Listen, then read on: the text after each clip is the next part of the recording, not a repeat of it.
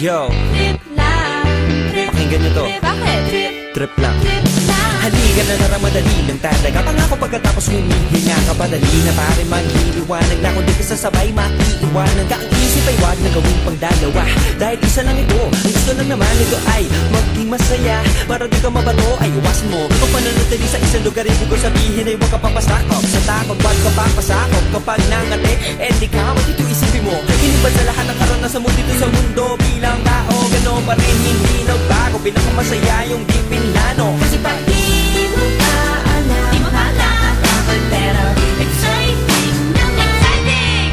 Yeah! Sa mga hirap, sibak na ng bahala. Oras na subukan ang di pa nagagawa. Minsan lang kaya magpakaligaya. Mag-enjoy, magsaya, walang mawawala. Trip, trip, trip, trip lang.